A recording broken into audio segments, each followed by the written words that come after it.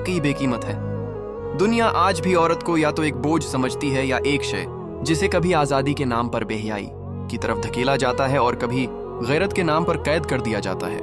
लेकिन जब हम अल्लाह की किताब कुरान को देखते हैं तो हमें एक बिल्कुल मुख्तलिफ तस्वीर दिखाई देती है। अल्लाह ताली फरमाता है, यानी हमने बनी आदम को इज्जत बख्शी। इस इज्जत में मर्द और औरत दोनों शामिल हैं। इस्लाम वो दीन है जिसने औरत को जिल्लत से निकाला, बेटी को जिंदा दफन होने से बचाया, माँ के कदमों तले जंत रखी, बीवी को मोहब्बत, एहतराम और तहफ़्फ़ुज़ दिया।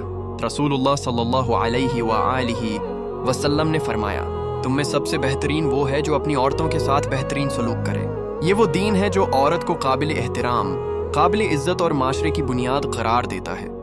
औरत कमज़ोर नहीं, वो नस्लों की मलमा है, मोहब्बत का महवर है और अल्लाह की तरफ से एक अजीम नामत है।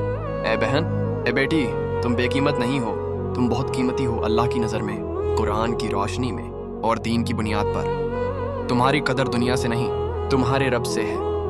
खुद को इस नज़र से देखो जो अल्लाह ने तुम्हें दी है, इज्जत वाली, बावकार, मोहतरम। अगर आपको ये पैगाम पसंद आया हो तो वीडियो को लाइक करें, दूसरों तक पहुंचाने के लिए शेयर करें और मज़ीद ऐसे ही मवाद के लिए हमारे चैनल को सब्सक्राइब करना ना भूलें।